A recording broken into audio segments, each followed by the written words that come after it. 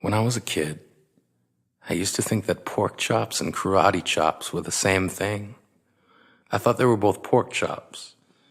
And because my grandmother thought it was cute, and because they were my favorite, she let me keep doing it. Not really a big deal.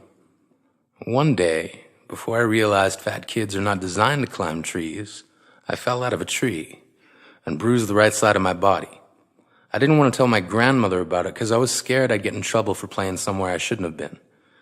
A few days later, the gym teacher noticed the bruise and I got sent to the principal's office.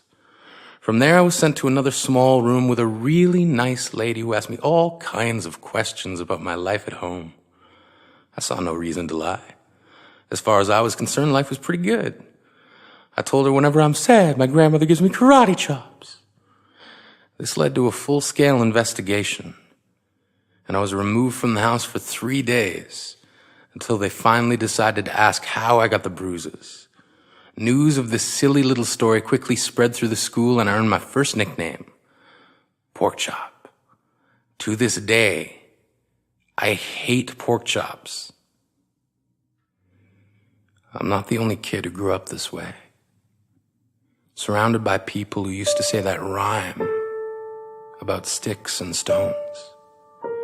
As if broken bones hurt more than the names we got called, and we got called them all. So we grew up believing no one would ever fall in love with us, that we'd be lonely forever, that we'd never meet someone to make us feel like the sun was something they built for us in their tool shed. So broken heartstrings bled the blues as we tried to empty ourselves so we would feel nothing. Don't tell me that hurts less than a broken bone. That an ingrown life is something surgeons can cut away, that there's no way for it to metastasize, it does. She was 8 years old. Our first day of grade 3 when she got called ugly. We both got moved to the back of class so we would stop getting bombarded by spitballs. But the school halls were a battleground where we found ourselves outnumbered day after wretched day. We used to stay inside for recess because outside was worse. Outside we'd have to rehearse running away or learn to stay still like statues, giving no clues that we were there in grade 5. They taped a sign to the front of her desk that read, "Beware of dog." To this day, despite a loving husband, she doesn't think she's beautiful because of a birthmark that takes up a little less than half her face. Kids used to say she looks like a wrong answer that someone tried to erase but couldn't quite get the job done. And they'll never understand that she's raising 2 kids whose definition of beauty begins with the word mom. Because they see her heart before they see her skin.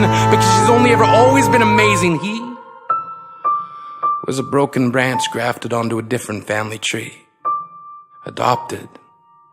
Not because his parents opted for a different destiny. He was 3 when it became a mixed drink of 1 part left alone and 2 parts tragedy. Started therapy in 8th grade, had a personality made up of tests and pills, lived like the uphills were mountains and the downhills were cliffs, 4/5 suicidal, a tidal wave of antidepressants, and an adolescence being called pauper. 1 part because of the pills, 99 parts because of the cruelty. He tried to kill himself in grade 10 when a kid who could still go home to mom and dad had the audacity to tell him, "Get over it." As if depression is something that can be remedied by any of the contents found in a first aid kit. To this day, he is a stick of TNT lit from both ends. Could describe to in detail the way the sky bends in the moments before it's about to fall. And despite an army of friends who all call him an inspiration, he remains a conversation piece between people who can't understand.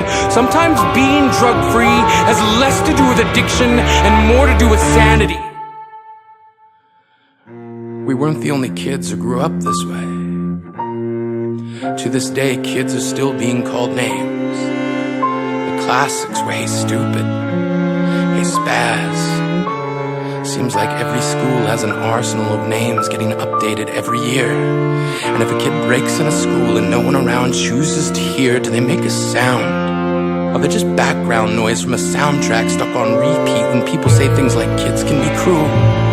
Every school was a big top circus tent, and the pecking order went from acrobats to lion tamers, from clowns to carnies.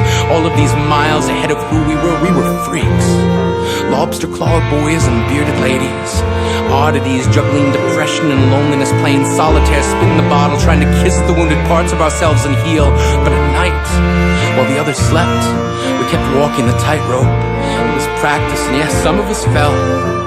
But I want to tell them that all of this is just debris, left over when we finally decide to smash all the things we thought we used to be. And if you can't see anything beautiful about yourself, get a better mirror. Look a little closer. Stare a little longer. Because there's something inside you that made you keep trying despite everyone who told you to quit.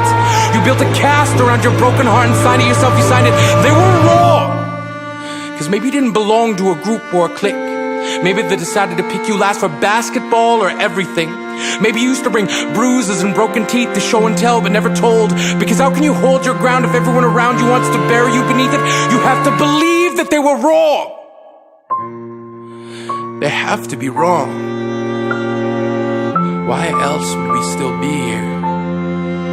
We grew up learning to cheer on the underdog because we see ourselves in them.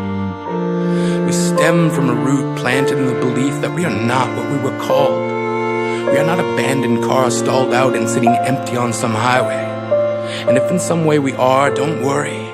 We only got out to walk and get gas. We are graduating members from the class of we made it.